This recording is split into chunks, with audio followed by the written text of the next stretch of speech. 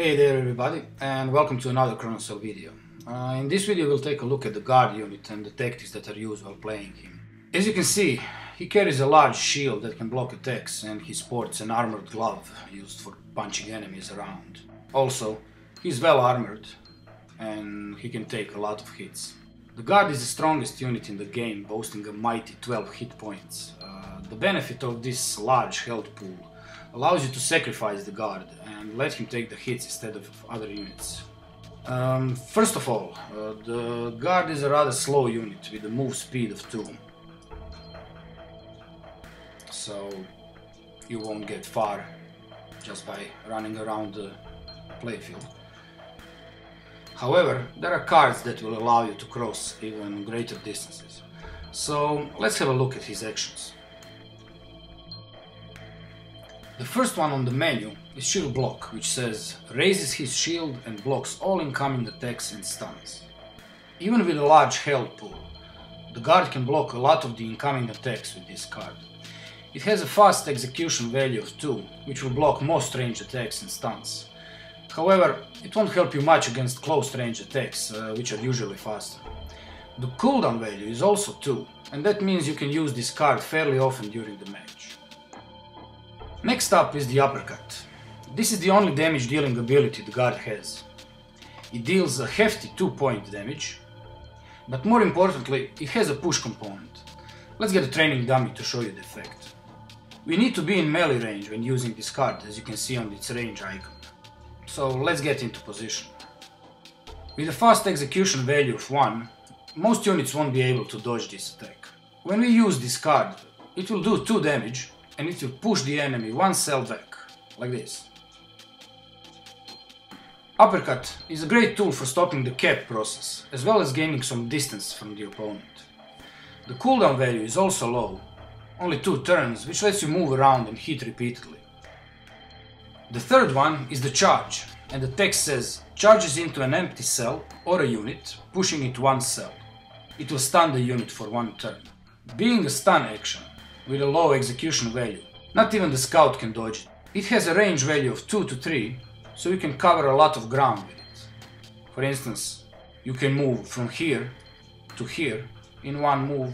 You can charge into scout, pushing it 1 cell back and stunning for 1 turn, which is very important. So it's generally a very good card to use and very effective. However, it's a rather exhausting action on the guard, so it has a long 3-turn cooldown. The downside of Charge is that it can be used only in a straight line, so you need a good position to achieve a full effect on the enemy. The final card in the set is the Air Slam. This is the ultimate action the guard can perform. It does have a high execution value of 4, as well as a long cooldown, but the effect justifies the cost. The range is also 2 to 3, but it's a radial, so you can cover a lot of cells using this card. For instance, you can jump here, you can jump here, here, or even here. Once you land on the cell, you will stun every unit in a radius of 1. This will allow you to stop a majority of enemies' forces in 1 single blow. However, keep in mind that this action will also stun friendly units, so be careful. It is well worth to keep this action unused until the situation calls for it.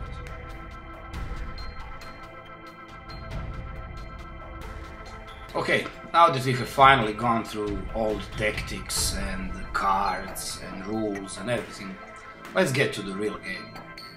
In this setup we have the guard against the scout. I'm using a small map just to keep things more informative and more compact and comprehensive for you to understand. So, we are playing the guard, and the first thing you notice is that you have 12 hit points compared to the scout's 4. I mean, the favor is on your side. So you might get cocky, and your first idea is to quickly get in close range. Start with the uppercut, take 2 points, move a bit, then try to do uppercut again and game will be over. Well, if you play against a strong opponent who knows what are your options or cards and who knows how to play his cards, that's not gonna happen. So, we decided to go with the air slam. Okay, we jump in close range, hoping to stun everything around, but that won't happen so easily, because she plays bear mace. Bear mace executes faster than the air slam, so you lose. Not only do you lose, but you're stunned. You also lose 1 point, because bear mace stuns enemy for 1 turn, dealing 1 damage. You place your cards according to the cooldowns, and you finished your turn. Now is the scout's turn. Well, she plays some card. You are stunned. You cannot do anything. She played stab. So, bam. You are down 2 more points. And she finished her turn. You still can't do anything, since we have to wait for the marker to pass the stun. So you are done. Now, she can either move, or she can play a card. Let's say she played some card, and you are thinking, okay, I'm in range, now I'm gonna do that uppercut. So you play it. Well, she played dodge, and she managed to dodge your attack. Her turn is over, and she gets stabbed back. Now it's your turn again. So, again, what can you do? You only have the shield block, which generally does nothing, and you have the charge, but you're out of position. So the only sensible thing for you to do is to maybe get some distance and try to attack her. So you finish your move. Well, that's nice. She simply goes for the cap, and she finishes her move. Your turn. And again, what can you do? Nothing. You cannot charge. You're simply out of any options. And she has stab again, plus run and stab, so what are your choices?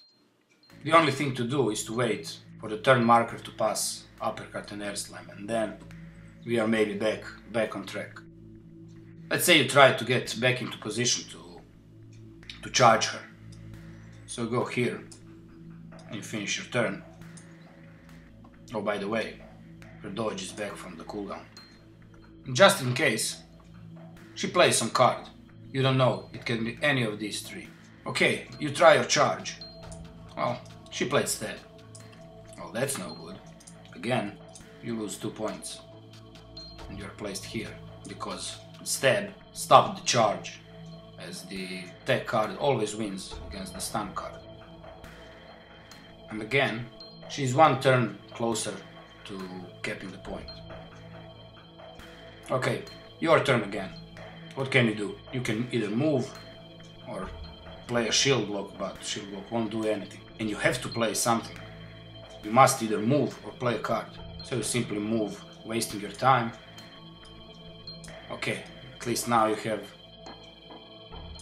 the uppercut and air slam. And your opponent knows that. Now she has to play a card, or she can be idle. It won't be good to be idle, because you can do your uppercut and capping will be finished and she loses 2 points. So, just in case, she played some card. Now you try the uppercut, but she played dodge. And nothing happens. She dodged it, okay, at least you stop the capping. And she finishes her turn, and bear mace and stab are back in the game. Not good for you. It's your turn. What do? Do you try air slam and try to jump here, hoping to get a stun? Well, as you've seen it before, stab can easily counter that, and you will be down 2 points again. So that's not good. As you can see, the tactics of charging into a scout and gaining momentum and getting close in range won't do any good. The scout is simply too fast for the guard to do anything. Now that we have seen how not to play the guard, let's have a look at the correct way, or hopefully a good tactic to play against the scout. As I mentioned before, the capping point is the equivalent of check and checkmate in chess. It puts pressure on your opponent to quickly deal with the situation, otherwise you win the game. So, since you have the first move, you go straight for the cap. The capping has started, and you finish your move. Now your opponent has an immediate problem. she has to deal with the capping, but two of her strongest attacks are out of range. Both Bear Mace and Stab have a range of 1, so they can't do anything. The only possible solution is to play the Run and Stab. So let's say she played Run and Stab. You simply play Uppercut. She moves, hoping to take one of your hit points, but she slams into Uppercut, and bam, she's 2 points down. Her move is finished. Oh, and by the way, she's pushed 1 cell back. Now it's your turn, and what do? Well, you casually play the idol. In this situation, both Stab and Bear Mace are out of range again, so the only thing she can do is to maybe gain range and do something on the coming turns. So she just moves close to you, and her turn is finished. Now, you could play idle in this situation, but as you remember, if you don't do anything, your opponent is allowed to play a card. So now she can play a Stab or Bear Mace, so that's not good. Instead of holding on to the point, you casually play it in the corner. Okay, the capping has stopped, but you are 1 turn closer to getting your uppercut back. If your opponent gets greedy and sees the capping point that is open, he might go for it. Okay, so she started the capping, she finished her turn. Now it's your turn again. You are now in a good position to charge, push her out of that cell and stun her for 1 turn. But we have to play it smart, because charge can be stopped with Stab. Once it's stopped, Bear Mace is coming again and there's no card you can block it with. So we're gonna bluff it. We're gonna play Shield Block. Now she has to play a Stab. If the charge is coming, she stands no chance. So she must play Stab. So Shield Block does nothing, Stab does nothing. They are both placed on the turn counter, and you finished your turn and you get your uppercut back. Now it's her turn. What can she do? If she stays idle and holds on for the cap, it's game over. Why? Because if she doesn't play anything, you simply charge her, pushing her 1 cell, stopping the cap, and stunning for 1 turn. Her turn is over, and now you simply finish it up with the uppercut. And that's it. As you can see, charging into a scout and hoping to get fast hits against her won't do you any good, since the scout is simply too fast for the guard. What you need to do is play it cool and wait for the right moment to strike. I hope you enjoyed this video, and I hope it got you even more interested in Kronocell. As you can see, there is a lot of possibilities even when playing 1 versus 1 matches, and you can only imagine how complex the game can get if you play it 2 versus 2, 3 versus 3, and I'm not even going to talk about the 5 versus 5 match. So in order to understand the game correctly and to be able to play it well, you need to learn all of your cards. Learn the execution values of both your unit and the opponent's unit. Try to learn the cooldown values so you can properly plan your attacks during the course of 3 or 4 turns.